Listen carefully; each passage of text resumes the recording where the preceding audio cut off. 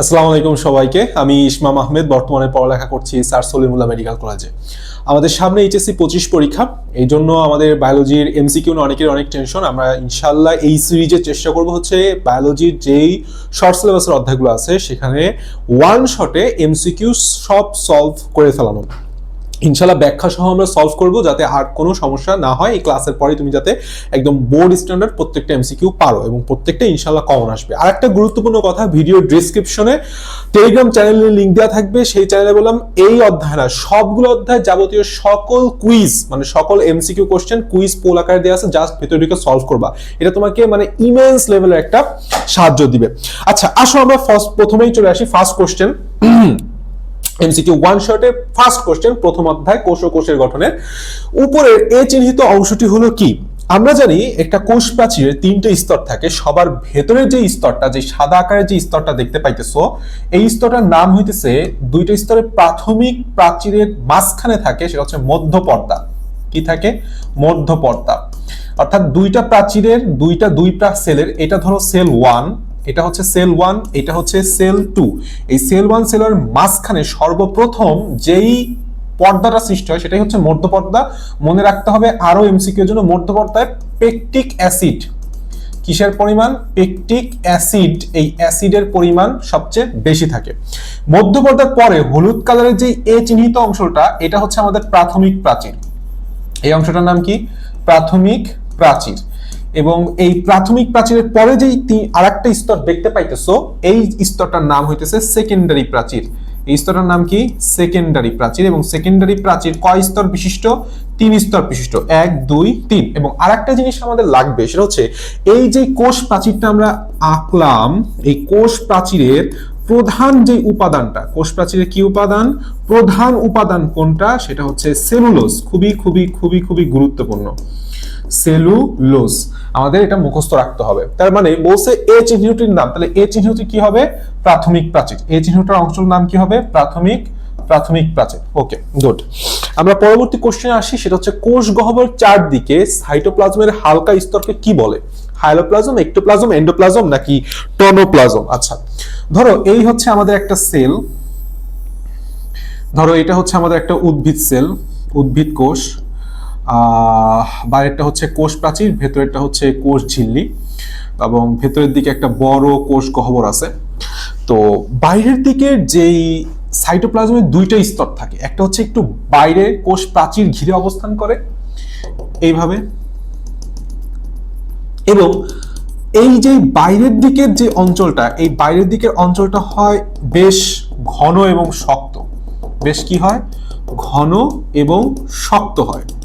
এবং ভেতরের দিকের যেই স্তরটা থাকে, সেই ভেতরের দিকের স্তরটা হালকা পাতলা হয়, বেশি ঘন থাকে না। তাহলে এই বাইরের দিকের যে স্তরটা, এই বাইরের দিকের স্তরকে বলা হয় হচ্ছে একটোপ্লাজম।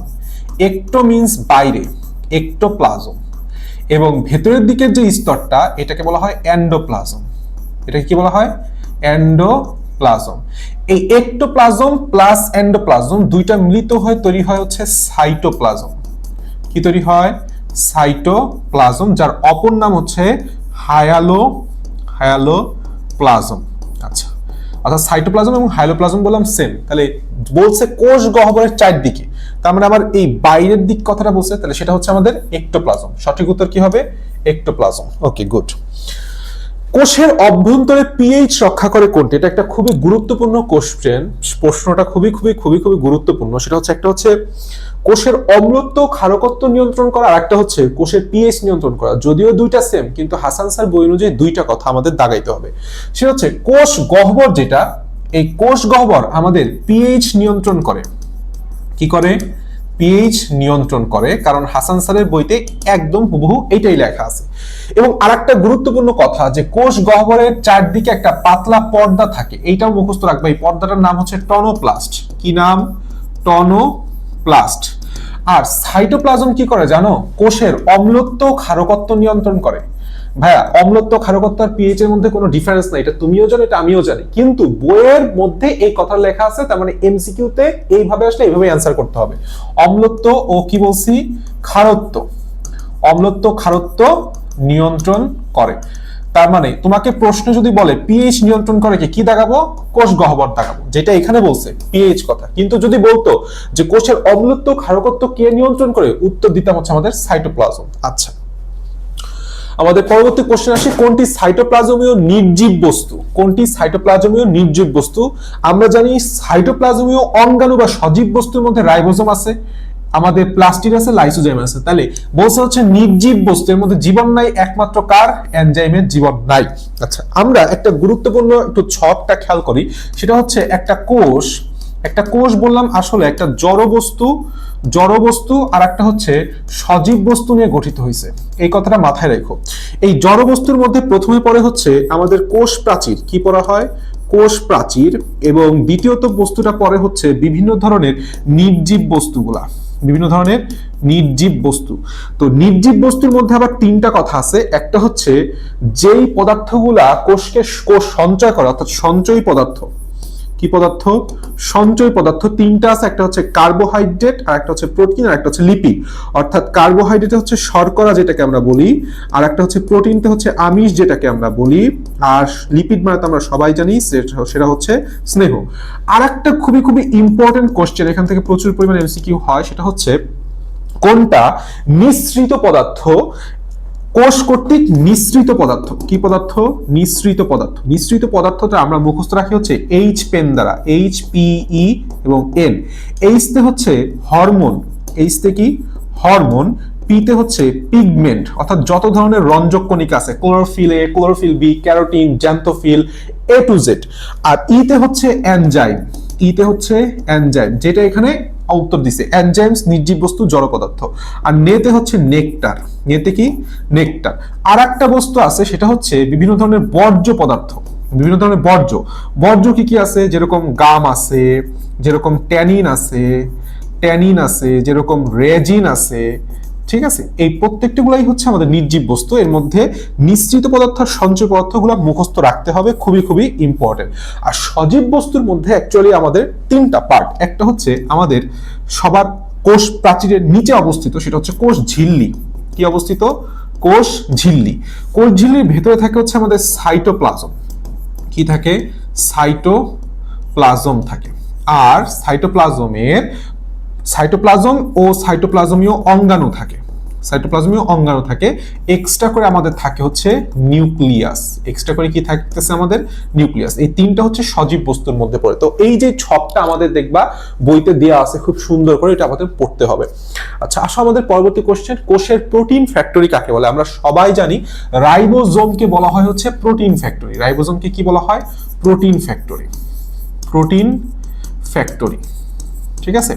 তাহলে গোলগি বডিকে কি ফ্যাক্টরি বলা হয়? এটা বললাম খুবই উত্তর, সঠিক উত্তর রাইবোজোম। কিন্তু গোলগি বডির একটা নাম আছে, নাম বলা হয় কার্বোহাইড্রেট ফ্যাক্টরি, কার্বোহাইড্রেট ফ্যাক্টরি।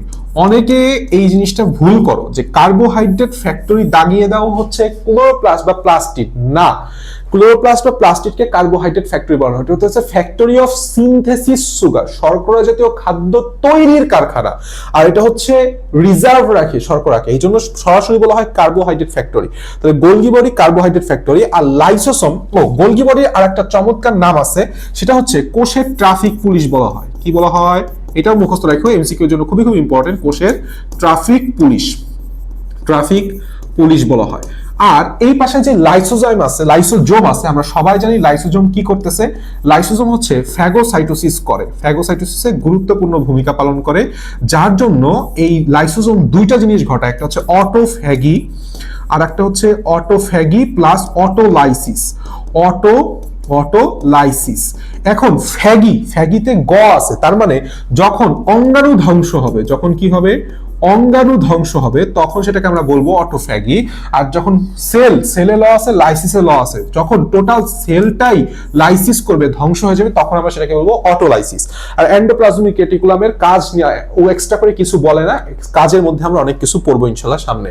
আচ্ছা, এন্ডোপ্লাজমিক রেটিকুলাম বলতে বলতে চলে আসছে গায়ে দানাদার বস্তু লেগে থাকে। আমরা জানি এন্ডোপ্লাজমিক যে রেটিকুলামটা, এই এন্ডোপ্লাজমিক রেটিকুলাম দুই প্রকার, একটা হচ্ছে মসৃণ, একটা হচ্ছে মসৃণ এন্ডোপ্লাজমিক রেটিকুলাম, মসৃণ ইআর, আর একটা হচ্ছে অমসৃণ ইআর, আর একটাকে কি বলা হয়, অমসৃণ ইআর। এই অমসৃণ ইআর এ ছোট ছোট দানা সদৃশ রাইবোজোম লেগে থাকে। কি লেগে থাকে? রাইবোজোম লেগে থাকে। এই জন্য অমসৃণ এন্ডোপ্লাজমিক রেটিকুলামের কাজের মধ্যে দেখবা একটা গুরুত্বপূর্ণ কাজ হচ্ছে প্রোটিন সিনথেসিস করে। কারণ আমরা জানি রাইবোজোমকে প্রোটিন ফ্যাক্টরি বলা হয়, প্রোটিন সিনথেসিস করে। তার মানে বুঝতে পারতেছো দানাদার কি বস্তু লেগে থাকবে? রাইবোজোম বস্তু লেগে থাকবে। ওকে, গুড। আমরা চলে আসি পরবর্তী প্রশ্ন, রাইবোজোমের একটি উপ একক 30S হলে অন্যটি কত হবে? আচ্ছা, আমরা জানি রাইবোজোম আছে হচ্ছে অনেক প্রকারই আছে, 55, 77, 80, 70 সবকিছুই আছে। আমরা 80S আর 70S টা হচ্ছে বেশি জানি। আমরা জানি 80S ইজ ইকুয়াল টু হচ্ছে 60S প্লাস 40S, আর 70S এটা হচ্ছে 50S প্লাস 30S। অনেকে এই জিনিসটা মুখস্থ করতে একটু সমস্যা হয়, তাই আমি মুখস্থ করি এভাবে: 3 দিলা, 4 দিলা, 5 দিলা, 6 দিলা, 7 দিলা, 8 দিলা। আচ্ছা, 3 গ্যাপ 5 গ্যাপ 7, তার মানে 30 আর 50 মিলিত হয়ে কি হবে? 70। আর বাকি 4, 6, 8, তার মানে 40, 60 মিলিত হয়ে হবে 80। এভাবে যদি পড়ো আমাদের আর কোনো সমস্যা ভুল হবে না। তাহলে একটা উপ একক বলছে 30S, 30S আছে কোথায়? এই জায়গাটায়। তাহলে অপরটা কি হবে? 50S। তাহলে দাগায় দাও 50S, গুড। আর এই 80S, এই 80S থাকে হচ্ছে আমাদের উন্নত বা প্রকৃত কোষী যত ধরনের জীব আছে সেটায়। আর 70S থাকে কোথায়? 70S থাকে হচ্ছে আদি কোষী জীবে। এটাও বললাম আমরা সবাই জানি। আচ্ছা, এই যে প্রশ্নটা এসে গেছে, কোনটি আদি কোষী রাইবোজোমের উপ একক? তার মানে আদি কোষী উপ এককের মধ্যে 50 আর 30 ছিল। দেখি 50 আর 30 কোথায় আছে? এই যে ঘ নম্বরে অ্যান্সার। আচ্ছা, প্রোটিন সংশ্লেষণ করে যে অঙ্গাণুটা কেবলই পড়ে আসলাম সেটা হচ্ছে রাইবোজোম। এই জন্য এটাকে প্রোটিন ফ্যাক্টরি বলা হয়। সব ধরনের কোষে কোনটি পাওয়া যায় সেটাও বললাম রাইবোজোম। এই জন্যই রাইবোজোমকে বলা হয়ে থাকে হচ্ছে সার্বজনীন অঙ্গাণু। কি বলা হয়ে থাকে? সার্বজনীন অঙ্গাণু। Very very very much important. এই তথ্যটা খুবই খুবই খুবই খুবই গুরুত্বপূর্ণ। এটা বললাম অ্যাডমিশনের জন্য গুরুত্বপূর্ণ, বোর্ডের প্রশ্ন তো গুরুত্বপূর্ণ, অ্যাডমিশনের জন্য গুরুত্বপূর্ণ। রাইবোজোমকে কি বলা হয়? সার্বজনীন অঙ্গাণু। এটাকে বলা হয় সব ধরনের কোষে পাওয়া যায়। ঠিক আছে?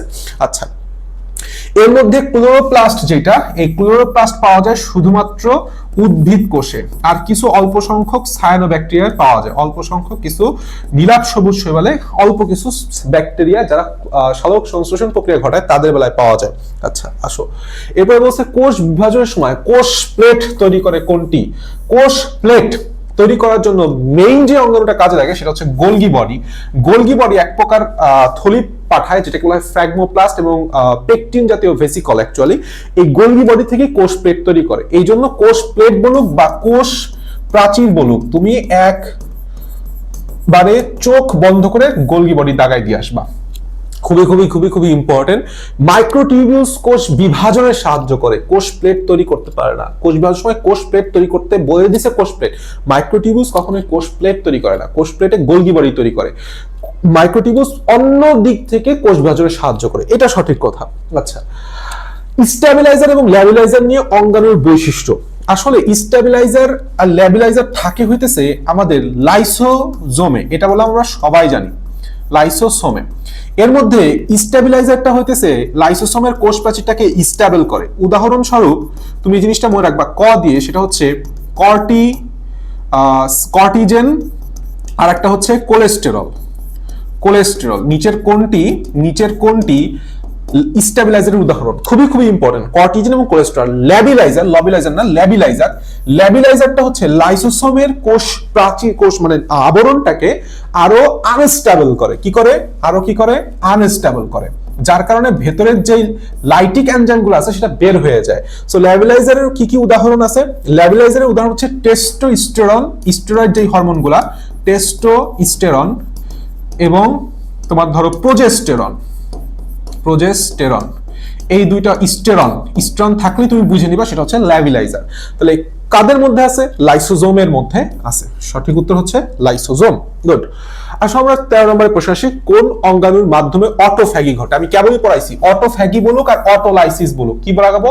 লাইসোজোম লাগাবো। আচ্ছা, লাইসোসোমের one of the most important কিছু গুরুত্বপূর্ণ কাজ আছে। সবার প্রথমে হচ্ছে সে ফ্যাগোসাইটোসিস করে, যেটা আমি আগেই বলছি, ফ্যাগোসাইটোসিস করে। আচ্ছা, সে আরো কি করতেছে আমি আরো বলছি, সেটা হচ্ছে অটোফ্যাগি করে। অটোফ্যাগির সাথে সাথে সে কি করে? অটোলাইসিসও করে। আচ্ছা, আমি কোনটা কি সেটাও বলছি। আচ্ছা, সাথে সাথে এই জিনিসটা মাথায় রাখবা, সে বললাম কেরাটিন প্রস্তুত করে। কি প্রস্তুত করে? কেরাটিন প্রস্তুত করে। এবং ক দিয়ে আর একটা মাথায় রাখবা, ক্যান্সার ঘটায়। অর্থাৎ এই যে চারটা কাজ, এটা কখনোই ভোলা যাবে না। Phagocytosis, autophagy, autolysis, keratin, cancer. Lysosome ক্যান্সারও ঘটায়, তাহলে ক্যান্সার তৈরি ঘটাইতে সাহায্য করে কে? আমাদের লাইসোসোম। আবার কেরাটিন প্রস্তুতে সাহায্য করে কে? লাইসোসোম। এটা ভোলা যাবে না। কোনটি? ডিএনএ বহনকারী অঙ্গাণু। আমাদের কোষের মধ্যে ডিএনএ বহন করে দুইটা অঙ্গাণু, একটা হচ্ছে আমাদের ক্লোরোপ্লাস্ট, মানে প্লাস্টিড অ্যাকচুয়ালি, প্লাস্টিড, এবং প্লাস মাইটোকন্ড্রিয়া। মাইটোকন্ড্রিয়া, ঠিক আছে? তার মানে এখানে কোনটা আছে? মাইটোকন্ড্রিয়া আছে। এই জন্যই ভাবা হয় যে এরা হচ্ছে কোষের মধ্যে আর একটা কোষ, ঠিক আছে? মাইটোকন্ড্রিয়া এবং কোষকে বলা হয় কোষের মধ্যে আবার আর একটা কোষ থাকে। আচ্ছা, বলছে এনার্জি কারেন্সি। এনার্জি কারেন্সি কাকে বলা হয়? এনার্জি কারেন্সি হচ্ছে এটিপি। তাহলে এটিপি শব্দটি কোন অঙ্গাণুর সাথে সম্পর্কিত? আমরা জানি এটিপি কোথায় তৈরি হয়? শ্বসন প্রক্রিয়ায় তৈরি হয়, তাই না? শ্বসন প্রক্রিয়া। শ্বসন মানেই হচ্ছে মাইটোকন্ড্রিয়া। শ্বসন মানেই কি? মাইটোকন্ড্রিয়া। তাহলে উত্তর কি হবে? মাইটোকন্ড্রিয়া। বাস, চলে আসো, কোষের শক্তি উৎপাদনকারী অঙ্গাণু কোনটি? ও আরেকটা গুরুত্বপূর্ণ কথা, এই ক্লাসের টোটাল স্লাইডটাও ডেসক্রিপশন বক্সে লিংক দেওয়া থাকবে, ডাউনলোড করে নিও। আচ্ছা, কোষের শক্তি উৎপাদনকারী অঙ্গাণু কোনটি? বলছে শক্তি উৎপাদনকারী। এই কথাটা খেয়াল করো, একটা জিনিস সুন্দর করে নোট করে দাও, নোট করে রাখো। সেটা হচ্ছে যদি বলা হয় শক্তি উৎপাদনকারী, তখন 100% তুমি বুঝতে পারছো তার উদাহরণ হবে, তার উত্তর হবে হচ্ছে মাইটোকন্ড্রিয়া। কিন্তু যদি বলা হয় এইভাবে যে শক্তি রূপান্তরের অঙ্গাণু কোনটি, কি বলছি? এটা বললাম প্রচুর পরিমাণে ইম্পর্টেন্ট, শক্তি রূপান্তরের অঙ্গাণু। তখন আমার উত্তরটা হবে হচ্ছে প্লাস্টিড বা ক্লোরোপ্লাস্ট। প্লাস্টিড বা ক্লোরোপ্লাস্ট, এই কথাটা মাথায় রাখো। এই দুইটা কথা খুবই খুবই খুবই খুবই ইম্পর্টেন্ট, খুবই খুবই খুবই খুবই ইম্পর্টেন্ট। যেহেতু এখানে বলছে উৎপাদনকারী, তাহলে উৎপাদনকারী হবে হচ্ছে মাইটোকন্ড্রিয়া।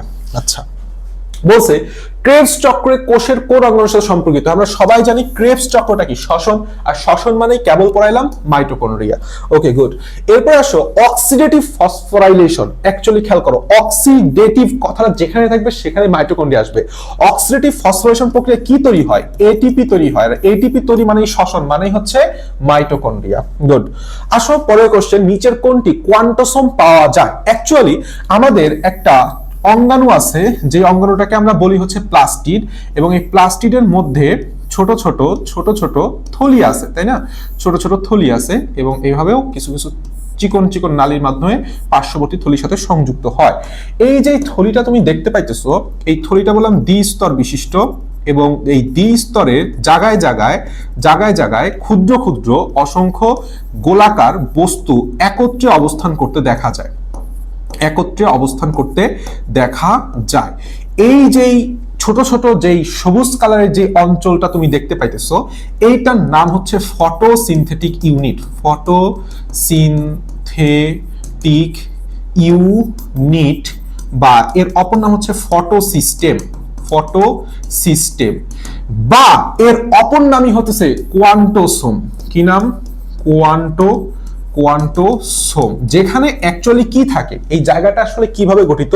এখানে প্রায় 300 থেকে 400টি chlorophyll A, chlorophyll B, carotene, xanthophyll ইত্যাদি পিগমেন্ট একত্রে গুচ্ছাকারে অবস্থান করে। এরকম ছোট ছোট গুচ্ছকেই বলা হয় কোয়ান্টোসোম বা ফটোসিস্টেম বা ফটোসিনথেটিক ইউনিট। তাহলে বুঝতে পারতেছো এই চিত্রটা কাকে আঁকাইছি? এই চিত্রটা কিসের চিত্র? ক্লোরোপ্লাস্টের চিত্র। কিসের চিত্র? ক্লোরোপ্লাস্টের চিত্র। তার মানে উদাহরণ উত্তর কি হবে? ক্লোরোপ্লাস্ট। ওকে, গুড। থাইলাকয়েড কোষের কোন অঙ্গাণুতে দেখা যায়? এই যে চিত্রটা আঁকতেছি, এর মধ্যে যে ছোট ছোট থলিটা দেখতেছো, এই একটা থলি আছে না? এরকম অনুরূপভাবে প্রত্যেকটা থলি আছে। এই প্রত্যেকটা থলির সাথে মনে থাকবে সেটা হচ্ছে থাইলাকয়েড। কি মনে রাখবে? থলি মিন্স থাইলাকয়েড। এই থাইলাকয়েড মিলিত হয়ে একটা স্তূপ তৈরি করছে, এটাকে বলা হয় হচ্ছে গ্রানাম। এটাকে কি বলা হয়? গ্রানাম। আর এই যে স্তূপের পাশে আশেপাশে যে ছোট ছোট ছোট ছোট ছোট ছোট দানাদার বস্তু থাকে, এইটাকে বলা হয় হচ্ছে স্ট্রোমা। কি বলা হয়? স্ট্রোমা। খবরদার এটাকে ম্যাট্রিক্স বলো না, ম্যাট্রিক্স থাকে হচ্ছে মাইটোকন্ড্রিয়ায় আর স্ট্রোমাতে থাকবে হচ্ছে প্লাস্টিড বা ক্লোরোপ্লাস্টে। আচ্ছা, এই জিনিসটা আমাদের খুবই ইম্পর্টেন্ট। আর এইখানে দেখো একটা সূক্ষ্ম নালীর মাধ্যমে এই যে ছোট একটা নালীর মাধ্যমে পাশাপাশি অবস্থিত দুইটা গ্রানামের দুইটা থাইলাকয় সংযুক্ত হয়েছে। এই নালীটার নাম হচ্ছে স্ট্রোমা ল্যামেলি। এটার নাম কি? Stroma lamellae. তাহলে এই যে স্ট্রোমা ল্যামেলি, ফটোসিনথেটিক ইউনিট বা ফটোসিস্টেম বলো, থাইলাকয়েড বলো বা তুমি গ্রানাম বলো, সবই আসলে কিসে অবস্থান করতেছে? থাইলাকয়েড কিসে অবস্থান করতেছে? ক্লোরোপ্লাস্টে অবস্থান করতেছে।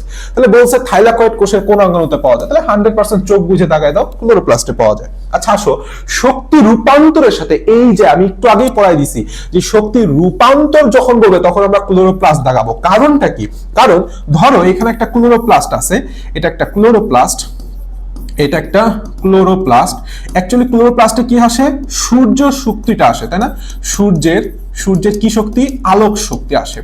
এই আলোক শক্তি পরবর্তীতে কিসে পরিণত হয়? গ্লুকোজে পরিণত হয় তথা রাসায়নিক শক্তিতে রূপান্তরিত হয়। এই যে রাসায়নিক শক্তি অর্থাৎ আলোক শক্তি থেকে তুমি রাসায়নিক শক্তি পাইলা, এটা এখানে কি হয়েছে? একটা ট্রান্সফরমেশন হয়েছে বা রূপান্তর হয়েছে। দ্যাটস ওয়াই বলা হয় যে শক্তি রূপান্তরের সাথে জড়িত বা অঙ্গাণু হচ্ছে আমাদের ক্লোরোপ্লাস্ট। ওকে, কোষের মস্তিষ্ক বলা হয় হচ্ছে নিউক্লিয়াসকে। কাকে? নিউক্লিয়াসকে। এখানে ক হবে না, নিউক্লিয়াসকে। আমরা সবাই জানি সর্বপ্রথম ক্রোমোজোম কে আবিষ্কার করেন? খেয়াল করো, যদি বলা হয় সর্বপ্রথম আবিষ্কার উত্তর বলবা হচ্ছে স্ট্রাসবার্জার। এই কথাটা খুবই গুরুত্বপূর্ণ, এই জিনিসটা মাথায় রাখতে হবে। যদি আসতো ক্রোমোজোমকে ক্রোমাটিন কে নামকরণ করছে, খেয়াল করো, ক্রোমাটিন। যদি প্রশ্নটা হয়তো ক্রোমাটিন, তখন উত্তর হয়তো ফ্লেমিং। এই জিনিসটা আমাদের মাথায় রাখতে হবে, আর যদি বলা হয়তো ক্রোমোজোম নামকরণ কে করছেন, তিনটা বিজ্ঞানীর নামকরণ করছেন হচ্ছে ওয়ালডেয়ার। তার মানে যদি বলা হয় আবিষ্কার, তাহলে দেখাবো স্ট্রাসবার্জার। আর যদি বলা হয় নামকরণ, তখন দেখাবো ওয়ালডেয়ার। আর ক্রোমাটিন নামকরণ করছে হচ্ছে ফ্লেমিং। দেখো টিন মিং নামের সাথে মিল আছে, ঠিক আছে। Theophilus painter. আরেকটা গুরুত্বপূর্ণ কথা আমি একটু লিখে রাখি, সেটা হচ্ছে মানুষের ক্রোমোজোম সংখ্যা যে 46, এইটা কে আবিষ্কার করছেন? মনে রাখবা, পেইন্ট করছে। কি করছে? পেইন্ট করছে, অর্থাৎ থিওফিলাস পেইন্টার। এই যে চারজন বিজ্ঞানীর নাম আমাদের খুবই ইম্পর্টেন্ট, ক্রোমোজোমের মধ্যে থেকে মুখস্থ রাখতে হবে।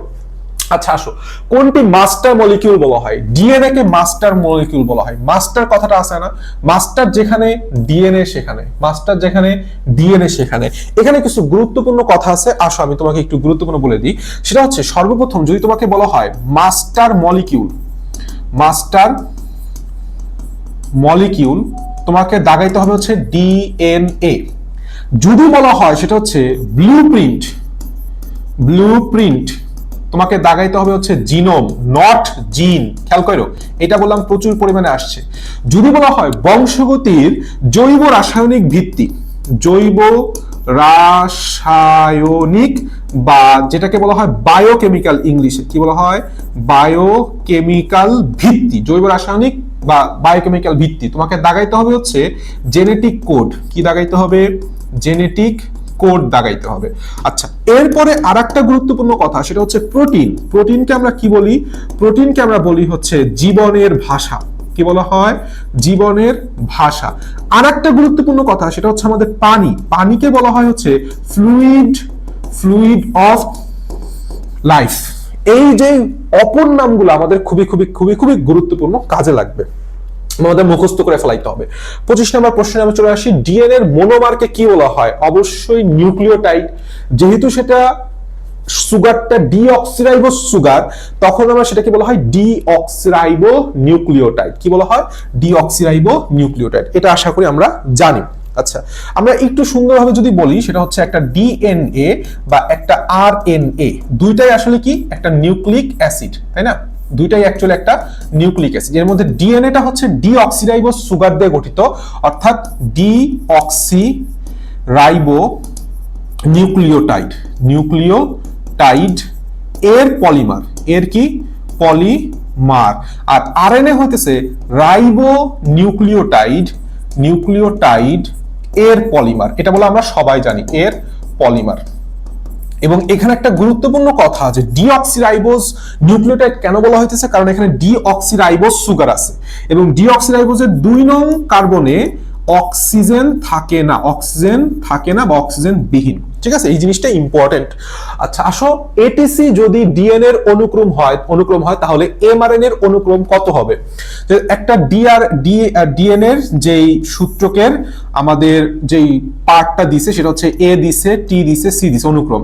তাহলে এখান থেকে আমাদের যে আরএনএ সূত্রক তৈরি হবে, সূত্রকটা হচ্ছে এ এর সাথে আসবে কি ইউ, টি এর সাথে আসবে কি, টি এর সাথে যেহেতু থায়ামিন ছিল, থায়ামিনের পরিবর্তে আমরা জানি আরএনএ তে থায়ামিনের পরিবর্তে থাকে হচ্ছে ইউরাসিল।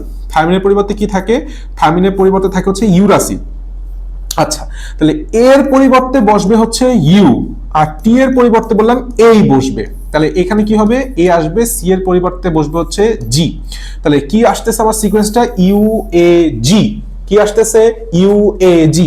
একটা জিনিস মাথায় রাখবে, ইউএজি বললে আমাদের স্টপ কোডন, এটা আমরা পরবর্তীতে পড়বো। ইউএএ, ইউএজি, ইউজিএ, সমস্যা নাই, আমরা আসবো আস্তে আস্তে। দ্বিসূত্রক নিউক্লিক অ্যাসিড মানে হচ্ছে ডিএনএ। দ্বিসূত্রক নিউক্লিক অ্যাসিড মানে হচ্ছে ডিএনএ। অ্যাসিডের নাইট্রোজেন ঘটিত ক্ষারকের ক্রমকোণটি এটিজিসি, কখনোই ভুলা যাবে না। উত্তর কোনটা আছে? এটিজিসি, ক নাম্বার উত্তর। কোনটি? Pyrimidine base. আমরা জানি N2 বেস বা N2 ক্ষারক আছে 2 প্রকার, একটা হচ্ছে পিউরিন, আর একটা হচ্ছে পাইরিমিডিন, আর একটা কি? পাইরিমিডিন। মনে রাখতে হবে, নাম যার ছোট গঠন তার বড়, বা নাম যার বড় গঠন তার ছোট। তাহলে পিউরিনের নাম ছোট, তাহলে গঠন বড়, অর্থাৎ এটা হচ্ছে 2 রিং বিশিষ্ট। এরা কি 2 রিং বিশিষ্ট, আর পাইরিমিডিন হচ্ছে 1 রিং বিশিষ্ট। এবং পিউরিন আমরা সবাই জানি কি কি উদাহরণ আছে? অ্যাডনিন আর গুয়ানিন। আর পাইরিমিডিন আছে, তাহলে বাকি যেগুলো হলো থায়ামিন, সাইটোসিন এবং ইউরাসিন, এই তিনটাই হচ্ছে পাইরিমিডিন। দেখো, পাইরিমিডিনের নামও বড়, তার সংখ্যাও বড়। আর এজি এটা হচ্ছে পিউরিন, 2 রিং, নামে ছোট, সংখ্যাও ছোট। অর্থাৎ অ্যাডনিন এবং গুয়ানিন হচ্ছে পিউরিন, আর চাইছে হচ্ছে পাইরিমিডিন। তাহলে পাইরিমিডিনের মধ্যে কি কি আছে? সাইটোসিন আছে, অ্যাডনিন, গুয়ানিন, অ্যাডনিন। তাহলে এইটাও বাদ, এইটাও বাদ, এইটাও বাদ। সঠিক উত্তর গ। বলছে নিচের কোনটি 3 প্রাইম প্রান্তে সিসিএ ধারার লেজ আছে? আমরা জানি আমাদের একটা আরএনএ আছে, দেখতে এরকম দেখা যায়, তাই না? এটা 2টা প্রান্ত, 3 প্রাইম প্রান্ত, এটা 5 প্রাইম প্রান্ত। এই যে 3 প্রাইম প্রান্তে সিসিএ বা এসিসি ধারার একটা বেস সজ্জিত থাকে, এবং ঠিক উল্টা দিকে 3টা নিউক্লিওটাইড মিলিত হয়ে একটা অ্যান্টিকোডন তৈরি করে। কি তৈরি করে? অ্যান্টিকোডন তৈরি করে। এই যে অ্যান্টিকোডনের কারণে বিভিন্ন টিআরএনএ তার একটা নির্দিষ্ট অ্যামাইনো অ্যাসিড, একটা নির্দিষ্ট কোডন, অ্যামাইনো অ্যাসিডকে নির্দিষ্ট কোডন অনুযায়ী বহন করে নিয়ে আসে। তাহলে এই যে টোটাল আরএনএটা আঁকতে পাইতেছি, তুমি চিত্র দেখেই বুঝতে পারতেছো। তো আমি জাস্ট মনে রাখার জন্য বলি যে তুমি যদি এইভাবে একটা দাগ টানো, এই বরাবর একটা দাগ টানো, তাহলে এটা টি এর মতো দেখা যায়। তাহলে এই আরএনএটার নাম হচ্ছে টিআরএনএ। অ্যাকচুয়ালি ফুল মিনিং হচ্ছে ট্রান্সফার আরএনএ কি করতেছে? ট্রান্সফার করে অ্যামাইনো অ্যাসিডকে, 3 প্রাইম কে জায়গায় একটা করে অ্যামাইনো অ্যাসিড সে ধরে নিয়ে আসে। এর অ্যান্টিকোডনটা বসে যায় হচ্ছে কোডনের বিপরীতে, এমআরএনএ এর কোডনের বিপরীতে। তাহলে একটা খুবই ইম্পর্টেন্ট তথ্য, সেটা হচ্ছে এই এসিসি বা সিসিএ ধারার বেশ সজ্জিত থাকে কোন আরএনএতে? টিআরএনএতে। কোন প্রান্তে? 3 প্রাইম এন্ডে। এবং এই টিআরএনএ আরেকটা গুরুত্বপূর্ণ কথা হচ্ছে, এখানে একটা কি লুপ থাকে? অ্যান্টিকোডন লুপ, যেখানে একটা অ্যান্টিকোডন থাকে। অ্যান্টিকোডন কয় নিউক্লিওটাইড বিশিষ্ট? 3 নিউক্লিওটাইড বিশিষ্ট। এবং এই টিআরএনএ কাজটা কি? অ্যামাইনো অ্যাসিড বহন করা বা ট্রান্সফার করা। That's it. তাহলে আমার উত্তর কি হবে? টিআরএনএ উত্তর হবে। ঠিক আছে। আরএনএতে থাইমিনের পরিবর্তে কোনটি বিদ্যমান? আমরা জানি থাইমিনের পরিবর্তে আরএনএতে থাকে হচ্ছে ইউরাসিল। তো সেই জিনিসটা লেখছে, কোনটা আছে? কত উত্তর। ওকে। ডিএনএ প্রতিলিপনের সময় হাইড্রোজেন বন্ধনী ভেঙে দেয় কোনটা? এটা জেলিকেজ হবে, এটা হচ্ছে হেলিকেজ হবে। আমরা সবাই জানি হতে হেলিকেজ, হতে হচ্ছে হাইড্রোজেন বন্ধন ভাঙন।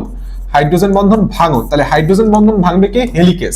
প্রাইমেজ কি করবে? প্রাইমেজ হচ্ছে প্রাইমার তৈরি করে। কি তৈরি করে? প্রাইমার তৈরি করে। আমরা সবাই জানি প্রাইমার কি জিনিস?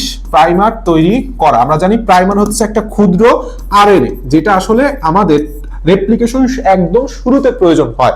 আর পলিমারেজ নামের মধ্যে একটা কথা দেখাবো, পলি কথাটা আছে, অর্থাৎ একটার পর একটা নিউক্লিওটাইড সংযুক্ত করে, একটার পর একটা নিউক্লিওটাইড সংযুক্ত একটা পলিমার যৌগ তথা ডিএনএ তৈরি করে। তো এখন পলিমারেজ আছে দুই প্রকার, একটা হচ্ছে ডিএনএ পলিমারেজ 3, আর একটা হচ্ছে দুই প্রকার অ্যাকচুয়ালি, ডিএনএ পলিমারেজ 3 প্রকার অ্যাকচুয়ালি, 2, আর একটা হচ্ছে ডিএনএ পলিমারেজ 1। তো এই 1, 2, 3 এর মধ্যে one of the most important হচ্ছে ডিএনএ পলিমারেজ 3। কারণটা কি, এই ডিএনএ পলিমারেজ 3 হচ্ছে নিউক্লিওটাইড যুক্ত করে, প্লাস এই ডিএনএ পলিমারেজ 3 এর একটা গুরুত্বপূর্ণ কাজ হচ্ছে প্রুফ রিডিং করা। কি করা? প্রুফ রিডিং করা। এবং ডিএনএ পলিমারেজ যে 1, এইটার একটা গুরুত্বপূর্ণ কাজ আছে, সেটা হচ্ছে কাজটা হচ্ছে এই যে প্রাইমার, এই প্রাইমারটাকে কেটে ফেলা। কারণ প্রাইমার হচ্ছে একটা আরএনএ, প্রাইমার কেটে দেওয়া এবং সেই কাটা স্থানে নতুন করে ডিএনএ দ্বারা প্রতিস্থাপন করা। কারণ আরএনএ হচ্ছে একটা, প্রাইমার হচ্ছে একটা আরএনএ, তো ডিএনএ মধ্যে তো আরএনএ থাকতে পারে না, দ্যাটস অল। আর লাইগেজ একটা গুরুত্বপূর্ণ কাজ হচ্ছে, এটা হচ্ছে লাগায়। লাইগেজ কি করে? লাইগেজ হচ্ছে লাগায়। কি লাগায়? জোড়া লাগায়। দুইটা নিউক্লিওটাইডের মাঝখানে যদি গ্যাপ থাকে, বিশেষ করে ওকাজাকি খণ্ডকগুলোর মাঝখানে যে প্রাইমার থাকে, প্রাইমারটা কেটে ফেলানোর পর যে মাঝখানে গ্যাপ তৈরি হয়, এই দুটার মাঝখানে সিমেন্ট হিসেবে কাজ করে জোড়া লাগায় কে? লাইগেজ। ভালো কথা। আরএনএ থেকে প্রোটিন তৈরি প্রক্রিয়া আমরা জানি, ডিএনএ থেকে ডিএনএ তৈরি হতে পারে, তাই না? ডিএনএ থেকে ডিএনএ তৈরি হতে পারে, ডিএনএ থেকে আরএনএও তৈরি হতে পারে। বিশেষ করে আমরা জানি এমআরএনএ তৈরি হয় এবং আরএনএ থেকে প্রোটিন তৈরি হয়, তাই না? আবার এই আরএনএ থেকেও আবার পুনরায় ডিএনএ তৈরি হতে পারে। এই ডিএনএ থেকে ডিএনএ যে তৈরি হওয়ার যে প্রসেসটা, এই প্রসেসটাকে বলা হয় হচ্ছে রেপ্লিকেশন। আমরা সবাই জানি রেপ্লিকেশন, রেপ্লিকা মানে হচ্ছে অনুরূপ। তাহলে ডিএনএ আরএনএ একদম হুবহু। ডিএনএ থেকে এমআরএনএ যে তৈরি প্রক্রিয়াটা, এটাকে বলা হয় ট্রান্সক্রিপশন। এবং তাহলে আরএনএ থেকে ডিএনএ তৈরি হওয়ার প্রক্রিয়াটাকে কি বলা হয়? কি? Reverse transcription. কারণ কি, এর মধ্যে একটা এনজাইম থাকে, নাম হচ্ছে রিভার্স ট্রান্সক্রিপ্টেজ। যেরকম আমাদের এইচআইভি ভাইরাসে থাকে, করোনা ভাইরাসে থাকে, এরা কি করতেছে? ভাইরাল এমআরএনএ থেকে একটা ডিএনএ তৈরি করে, তখন সেই ডিএনএটা তৈরি হয় সিডিএনএ বলে। তখন সেই ডিএনএ কে কি বলা হয়? কমপ্লিমেন্টারি ডিএনএ বা সিডিএনএ বলে। ওকে, আশা করি বুঝতে পারছি। আর এমআরএনএ থেকে প্রোটিন তৈরির যে প্রক্রিয়া, এটাকে বলা হয় ট্রান্সলেশন। দেখো, এই জিনিসটা বোঝা খুবই ইজি। প্রোটিনকে কি বলা হয়? জীবনের ভাষা। তাহলে ভাষাকে কি করতে হবে? ট্রান্সলেট করতে হবে। তাহলে উপরে অ্যাপ্লিকেশন, নিচে ট্রান্সলেশন, মাঝখানে কি হলো? ট্রান্সক্রিপশন। তাহলে আরএনএ থেকে যে প্রোটিন তৈরি করতেছি, এটার নাম কি হবে? প্রোটিন মানে জীবনের ভাষা, ভাষাকে ট্রান্সলেট করতে হবে, অর্থাৎ ট্রান্সলেশন। উত্তর। প্রি এমআরএনএ যে অংশে ট্রান্সলেট হয় তাকে কি বলে? দেখো, প্রি এমআরএনএ থাকে হচ্ছে এরকম একটা অবস্থানে, মাঝখানে কিছু কোডিং অঞ্চল এবং নন কোডিং অঞ্চল থাকে। ঠিক আছে, কি বলছি? কোডিং অঞ্চল আর নন কোডিং অঞ্চল থাকে। তো ধরো এই হচ্ছে একটা কোডিং অঞ্চল, এই আর একটা কোডিং অঞ্চল, এই আর একটা কোডিং অঞ্চল। তাহলে দুইটাই, এগুলি প্রত্যেকে কি অঞ্চল? প্রত্যেকে হচ্ছে কোডিং পার্ট, অর্থাৎ এর মধ্যে অ্যামাইনো অ্যাসিডের সংকেত থাকে। কোডিং পার্ট, এটাও কোডিং আর এটাও কোডিং। তাহলে দুইটা কোডিংয়ের মাঝখানে নন কোডিং কিছু অঞ্চল পাওয়া যায়, এদেরকে বলা হয় হচ্ছে ইন্ট্রন্স। এদেরকে কি বলা হয়? ইন্ট্রন্স। আর কোডিং পার্টগুলোকে বলা হয় এক্সন। তাহলে মনে রাখবা, দুইটা এক্সনের ইন মানে ভেতরে, দুইটা এক্সনের ভেতরে কি থাকতেছে? নন থাকতেছে, অর্থাৎ নন কোডিং পার্ট থাকতেছে। তাহলে সেটাকে বলা হচ্ছে ইন্ট্রন্স। তাহলে বলছে পিএমআর এর যে অংশে ট্রান্সলেশন হয়, তাহলে ট্রান্সলেশন কখন হবে? নন কোডিং পার্টটা তো ট্রান্সলেশন হবে না, কোডিং পার্ট অর্থাৎ এক্সনটা হচ্ছে ট্রান্সলেট হবে। তাহলে সেটাকে আমরা কি বলবো? এক্সন বলবো। ওকে, নিচের কোনটি নিউক্লিক অ্যাসিডের উপাদান? আমরা সবাই জানি নিউক্লিক অ্যাসিডের সুগার থাকে দুইটা, একটা হয় রাইবোজ সুগার, নাহলে ডিঅক্সিরাইবোজ সুগার। এটা অনেক পেঁচানোর কিছু নাই। আচ্ছা, এখানে বলে কোশ্চেনের সমস্যা হয়েছিল হাতে লেখা, কোনটি দ্বারা ট্রান্সলেশন শুরু হয়? আমরা জানি স্টার্ট কোডন বলে একটা কথা আছে, তাই না? স্টার্ট কোডন দ্বারা সবসময় আমাদের ট্রান্সলেশনটা শুরু হয় এবং সেটার মানটা হচ্ছে AUG, এবং AUG একটা অ্যামাইনো অ্যাসিডকে নির্দেশ করে যার নাম হচ্ছে মেথিওনিন। এটা বললাম খুবই কমন এবং খুবই গুরুত্বপূর্ণ একটা প্রশ্ন, যে কোনটি স্টার্ট কোডন এবং কোন অ্যামাইনো অ্যাসিডকে নির্দেশ করে। তো উত্তর হচ্ছে মেথিওনিন। বলছে ডিএনএ থেকে এমআরএনএ তৈরি প্রক্রিয়া আমরা অলরেডি পড়ে ফেলছি, সেটা হচ্ছে ট্রান্সক্রিপশন। আচ্ছা, এরপর বলছে মানব জিনোমের মাত্র 2 ভাগ জিন বিভিন্ন বৈশিষ্ট্য অংশগ্রহণ করে। এই যে 2%, এটাও বললাম আমাদের এমসিকিউ প্রশ্ন, মুখস্থ রাখবো। আর বাকি 98 ফাঁকি নিষ্ক্রিয় থাকে, এদেরকে বলা হয় জাঙ্ক ডিএনএ। এদেরকে কি বলা হয়? Junk DNA. খুবই গুরুত্বপূর্ণ, নট জাঙ্ক জিন, ইটস জাঙ্ক ডিএনএ। আচ্ছা, বলছে জিনের যে কার্যকরী একক পলিপেপটাইড সংশ্লেষণ করে, এই যে কেবল বললাম কার্যকরী একক, এখানে কতগুলো একক দিচ্ছে তাই না? কোডন তো আমরা জানি, কোডন নিয়ে পরে কথা হবে। সিস্টন, সিস্টনটা হচ্ছে জিনের কার্যের একক। কি বলছি? জিনের কার্যের একক, কার্যের একক অর্থাৎ জিনের বৈশিষ্ট্য প্রকাশের একক। মিউটন হচ্ছে মিউটেশনের একক। কিসের একক? মিউটেশন এর একক। আর রেকন হচ্ছে রিকম্বিনেশনের একক। রিকম্বিনেশনের একক। এই কথাগুলো বললাম খুবই খুবই খুবই খুবই খুবই খুবই খুবই গুরুত্বপূর্ণ। ওকে, আরেকটা একক আছে যেটার নাম হচ্ছে অপেরন। অপেরন কি জিনিস বলতো? অপেরন হচ্ছে আদি কোষে জিন প্রকাশের একক। সরেয়া মিল আছে। আদি কোষে জিন প্রকাশের একককে আমরা কি বলবো? অপেরন বলবো। ওকে, নিচের কোনটি স্টপ কোডন? আমরা জানি স্টপ কোডন এর আরেকটা অপর নাম আছে, সেটা হচ্ছে ননসেন্স কোডন। কারণটা কি? এরা কোনো অ্যামাইনো অ্যাসিড সংকেত বহন করে না, কোন ধরনের অ্যামাইনো অ্যাসিড সংকেত বহন করে না, বরঞ্চ এরা ট্রান্সলেশনের স্টপ ঘটায়। কি ঘটায়? ট্রান্সলেশন বন্ধ করে। ট্রান্সলেশন কি করে? বন্ধ করে। এই জন্য নাম হয়ে গেছে স্টপ কোডন। তিনটা কি কি? UAA, UAG, UGA, উগা। শেষ। তাহলে এখানে বলছে কি কোনটি স্টপ কোডন? একটা কি কি আছে? UAA, এই যে এটা দিয়ে দিছে, তাহলে উত্তর হচ্ছে এটা UAA। এরপর বলছে কোনটি অ্যামাইনো অ্যাসিড বাহী টিআরএনএ নাই। এই যেটাকে ননসেন্স কেন বলছে? কারণ এরা কোনো ধরনের অ্যামাইনো অ্যাসিড বহন করে না। কারণটা কি? কারণ হচ্ছে এদের কোনো কি নাই, এদের জন্য কোনো টিআরএনএ আল্লাহ তাআলা সৃষ্টিকর্তা রাখেন নাই, টিআরএনএ নাই। তাহলে আমাদের যে স্টপ কোডন আছে, স্টপ কোডন কোনটা? UAA, UAG, এই যে UAA, এটা হচ্ছে আমাদের স্টপ কোডন। তাহলে এই স্টপ কোডনের জন্যই বললাম আমাদের কোনো ধরনের অ্যামাইনো অ্যাসিড বাহী কোনো টিআরএনএ নাই। আচ্ছা, এরপর বলছে নিচের কোনটি সেরিন অ্যামাইনো অ্যাসিড বহন করে? দেখো আমাদের একটা কোচিং আছে, নাম হচ্ছে UCC, ইউনিভার্সিটি কোচিং সেন্টার। তাহলে এই UCC সবসময় মনে রাখবে, UCC দিয়ে যে সেরিন হলে UCC। সেরিন কোথায় যায়? ওই যে বলছে সেরি কই যায়? সেরি UCC কোচিং এ যায়। তাহলে এই UCC amino acid, serine amino acid কি নির্দেশ করবে? হচ্ছে UCC। আচ্ছা, নিচের কোনটি স্টার্ট কোডন? আমরা জানি একটা স্টার্ট কোডন আছে AUG, তাই না, যেটা মেথিওনিন অ্যামাইনো অ্যাসিডকে নির্দেশ করে। কোন AUG কোডন? AUG কোন অ্যামাইনো অ্যাসিডকে নির্দেশ করে? মেথিওনিন অ্যামাইনো অ্যাসিডকে নির্দেশ করে। এন্ডোপ্লাজমিক রেটিকুলামের কাজে যাওয়ার আগে আমি তোমাকে একটা জিনিস একটু বুঝায় যাই, সেটা হচ্ছে অ্যাকচুয়ালি তোমার কোড এবং কোডনের বলতে একটা পার্থক্য আছে। যে কোডনটা আসলে কোথায় থাকে? mRNA তে থাকে, ঠিক আছে? mRNA যে তিনটা করে আমাদের যেই টিপপেটটা থাকে, সেই টিপপেটগুলো মিলিত হয়ে তৈরি করে হচ্ছে কোডন। আর এই কোডনের সংকেতটা আসে হচ্ছে আমাদের আরেকটা টিপপেট থেকে, যেটা ডিএনএ তে থাকে। তাহলে জেনেটিক কোড অ্যাকচুয়ালি হচ্ছে 64টি কোডনকে একত্রে বলা হয়, যেটা ডিএনএ তে থাকে।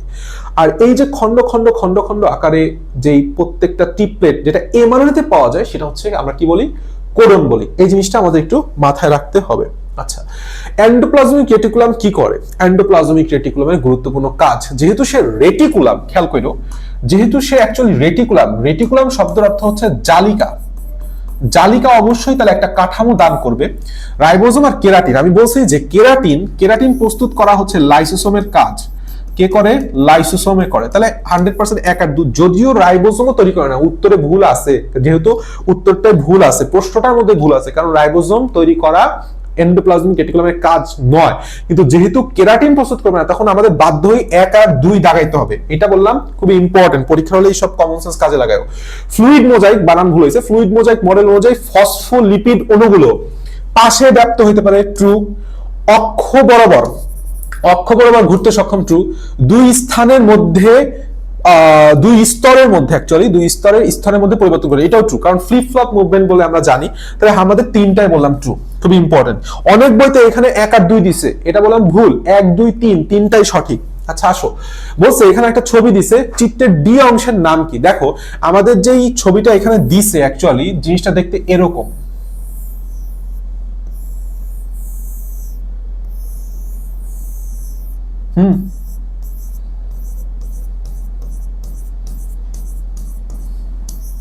জিনিসটা দেখতে হচ্ছে এরকম।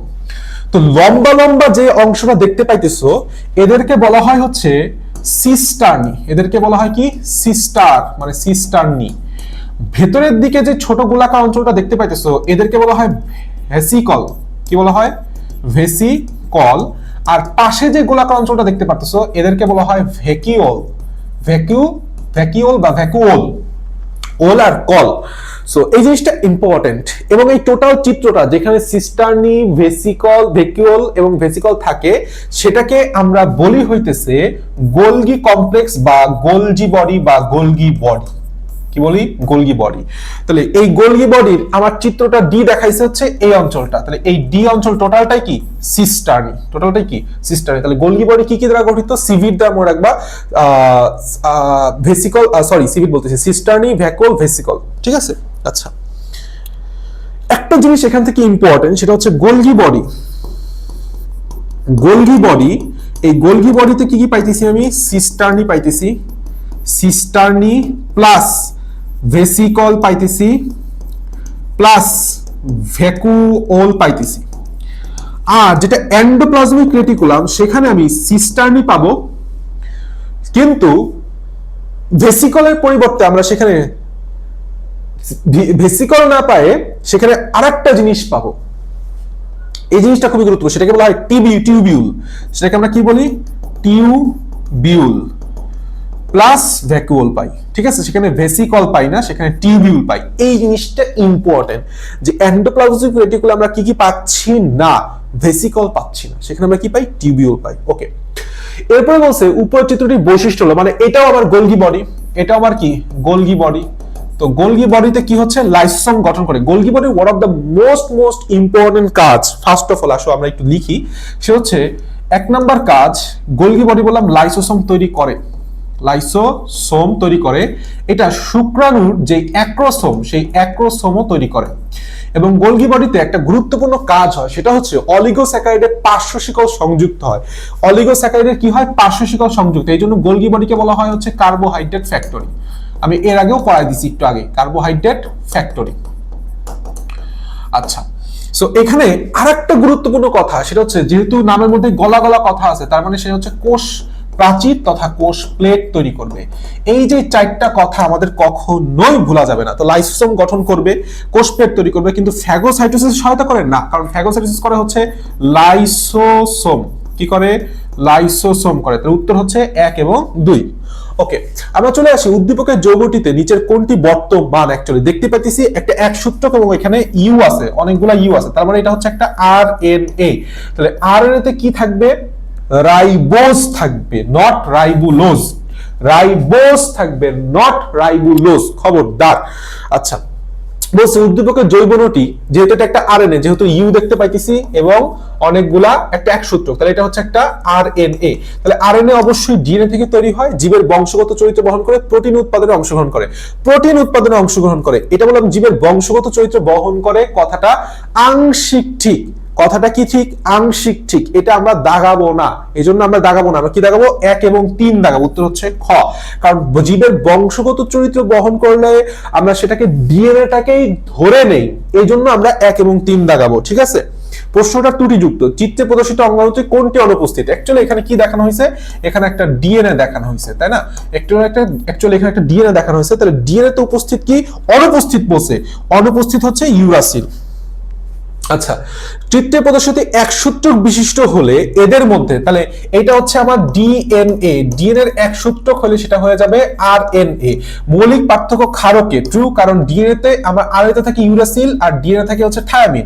বৈশিষ্ট্য নিয়ন্ত্রণে সুগারে অবশ্যই ডিঅক্সিরাইবোজ আর এটা হচ্ছে রাইবোজ সুগার। বৈশিষ্ট্য নিয়ন্ত্রণে, আচ্ছা বৈশিষ্ট্য নিয়ন্ত্রণে একটা গুরুত্বপূর্ণ কথা, বৈশিষ্ট্য নিয়ন্ত্রণে এক সূত্রক বিশিষ্ট এদের মধ্যে পার্থক্য কি হবে? বৈশিষ্ট্য নিয়ন্ত্রণে কোনো পার্থক্য হবে না, কারণ ডিএনএ থেকে আরএনএ তৈরি হয় এবং সেই বৈশিষ্ট্যগুলাই বললাম আরএনএ তে চলে আসে, তারপরে প্রোটিনে যায়। সো সঠিক উত্তর হচ্ছে 1 এবং 3। আচ্ছা আসো নিচের কোড উদ্দীপকটি লক্ষ্য করো, ডিএনএ থেকে আরএনএ, আরএনএ থেকে প্রোটিন, তাহলে এর প্রসেসটার নাম কি? অ্যাকচুয়ালি উদ্দীপক লিখিত বি প্রক্রিয়াটার নাম, এ প্রক্রিয়াটার নাম হচ্ছে ট্রান্সক্রিপশন, ট্রান্সক্রিপশন। আর তাহলে অবশ্যই বি প্রোটিনটার নাম কি হবে? ট্রান্সলেশন। আচ্ছা বলছে উদ্দীপকের এই প্রক্রিয়াটি সম্পন্ন করতে প্রয়োজন, তাহলে ডিএনএ থেকে আরএনএ এই প্রক্রিয়াটি তাহলে হচ্ছে আমাদের কেবলই বললাম ট্রান্সক্রিপশন। ভালো কথা। তো ট্রান্সক্রিপশনে আমাদের কি কি লাগবে খেয়াল করি। প্রথমে তৈরি করতেছি কি, ট্রান্সক্রিপশন প্রক্রিয়া তৈরি হচ্ছে কি? আরএনএ। তাহলে 100% আরএনএ পলিমারেজ লাগবে। আরএনএ তৈরি করতে হলে আরএনএ পলিমারেজ লাগবে, তাহলে আরএনএ এর যে রাইবোনিউক্লিওটাইড গুলো সেটা পলিমার কিভাবে তৈরি করবে? সহজ প্রশ্ন। তাহলে আরএনএ পলিমারেজ লাগবে। ডিএনএ সাস তো লাগবে, কারণ তৈরি হচ্ছে কোথায়? ডিএনএ থেকে তৈরি হচ্ছে, তাহলে ডিএনএ সাস লাগবে। সহযোগী লিপিড লাগবে না, সহযোগী কিছু প্রোটিন লাগে। সহযোগী কি লাগে? প্রোটিন লাগে। এখানে বলছে লিপিড, তাহলে 1 এবং 3 হচ্ছে সঠিক উত্তর। আচ্ছা এরপরে বলছে একটা ডিএনএ চিত্র দিয়ে নিচের কোনটি অনুপস্থিত? 100% ইউরাসিলি আমাদের অনুপস্থিত হবে। আচ্ছা উদ্দীপক অণুটির অনুলিপনের জন্য ব্যবহৃত এনজাইম কোনটি? অনুলিপন। তাহলে অনুলিপনের জন্য কি কি এনজাইম লাগবে? হেলিকেজ লাগবে, লাইগেজ লাগবে, পলিমারেজ লাগবে। আমরা সবাই জানি, এটা একটু আগে আমরা পড়ে আসছি। হেলিকেজ হাইড্রোজেন বন্ধন ভাঙবে, লাইগেজ দুইটা নিউক্লিয়েটকে লাগাবে, আর পলিমারেজ হচ্ছে দুইটা নিউক্লিয়েটকে পরস্পরের সাথে সংযুক্ত করবে, আর ফাঁকা স্থানগুলো জোড়া লাগাবে হচ্ছে লাইগেজ। ওকে এরপরে বলছে একটা চিত্র দিয়ে উদ্দীপকের হাইড্রোজেন বন্ধনের সংখ্যা কত? আচ্ছা তাহলে এ টি এর সংখ্যা, এ ডাবল বন্ডে টি এর সংখ্যা কত আছে দেখি। এ একটা, দুইটা, তিনটা, চারটা। তাহলে এ আছে হচ্ছে টোটাল 4টি। তাহলে প্রত্যেক এটিতে হচ্ছে 2টা করে হাইড্রোজেন বন্ধন থাকে, তাহলে 2টি টোটাল আছে হইতেছে তাহলে 8টি হাইড্রোজেন বন্ধন। বাংলায় লিখে দিই 8। আর জি ট্রিপল বন্ডে সি, এটা কয়টা আছে? একটা, দুইটা আর তিনটা। তাহলে 3টি, প্রত্যেকটা হচ্ছে 3টা করে হাইড্রোজেন বন্ধন, সমান সমান কত দাঁড়ায়? 3 × 9টি। তাহলে 8 আর 9 কত হয়? টোটাল আসে হচ্ছে 17টি হাইড্রোজেন বন্ধন। উত্তর হচ্ছে 17। এইভাবে আমাদের সিকোয়েন্সটা সাজায় করতে হবে। উদ্দীপকের অন্যান্য বন্ধন কি? আচ্ছা এখানে যেহেতু একটা ডিএনএ দিছে, তো একটা ডিএনএ এর মধ্যে কি কি বন্ধন থাকে? সবার প্রথমে ফসফোডাইএস্টার বন্ধনে, কারণ এই ধরো একটা নিউক্লিওটাইড, আবার এইটা একটা নিউক্লিওটাইড, আবার এইটা একটা নিউক্লিওটাইড, ধরো নিউক্লিওটাইড। তো এই যে মাঝখানের যে বন্ধনটা তুমি দেখতেছো, এইটার নামই হচ্ছে ফসফোডাইএস্টার। এটা একটা কি বন্ধনী? এস্টার বন্ধনী। তাহলে কিন্তু গ্লাইকোসাইডিক বন্ধনী থাকবে না। গ্লাইকোসাইডিক হচ্ছে সুগারের মধ্যে বন্ধন, এখানে কোনো সুগারের মধ্যে বন্ধন পাওয়া যায় না। সঠিক উত্তর হচ্ছে 2, 3। কি কি আছে? 2, 3 আছে। আচ্ছা উদ্দীপকের এটা অপশন তুলতে সমস্যা হয়েছে, ডাজন্ট ম্যাটার। আচ্ছা আসো এ প্রক্রিয়াটি ও বি প্রক্রিয়াটি সংঘটিত যথাক্রমে কোথায়? এ প্রক্রিয়াটা তৈরি হচ্ছে ডিএনএ থেকে। কি তৈরি হয়েছে? ডিএনএ থেকে তৈরি হয়েছে হচ্ছে এমআরএনএ বা যে কোনো টাইপের আরএনএ। তাহলে এইটা হচ্ছে আমাদের ট্রান্সক্রিপশন। এটা কি? ট্রান্সক্রিপশন। আচ্ছা ডিএনএ তো আর এক জায়গায় নির্দিষ্ট থাকে, কোথায়? তাহলে এই টোটাল ট্রান্সক্রিপশন প্রক্রিয়াটা কোথায় সংঘটিত হবে? যেখানে ডিএনএ থাকে। ডিএনএ থাকে কোথায়? নিউক্লিয়াসে। ডিএনএ থাকে কোথায়? নিউক্লিয়াসে। এবং এই এমআরএনএ বললাম চলাচল করতে পারে, সে নিউক্লিয়ার পোর্ট দিয়ে বের হয়ে আসে সে কি তৈরি করবে? রাইবোজোমের সাথে সংযুক্ত হবে। আর রাইবোজোম কোথায় থাকে? রাইবোজোম থাকে হচ্ছে সাইটোপ্লাজমে। রাইবোজোম কোথায় থাকে?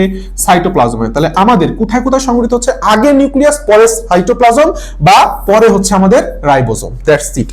ওকে আচ্ছা এরপরে আসো, এখানে দুইটা চিত্র দিছে, দুইটাই অ্যাকচুয়ালি হচ্ছে তোমার ডিএনএ, কারণ দ্বিসূত্রক এবং কখনো ইউরাসিল নাই। উদ্দীপকের পি থেকে কিউ তৈরি হয় কোন প্রক্রিয়ায়? 100%। তাহলে কি হবে? রেপ্লিকেশন প্রক্রিয়া। আচ্ছা last question 60 number.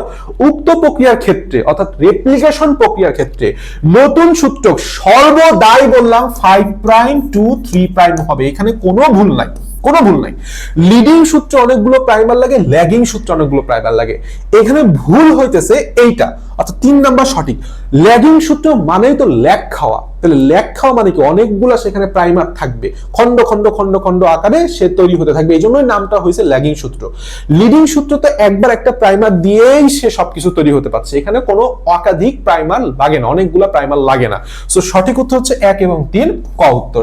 That's all about our কোষ ও কোষের গঠনের এমসিকিউ। ইনশাআল্লাহ আমরা নেক্সটে আরো অধ্যায় দেওয়ার চেষ্টা করব। Best of luck.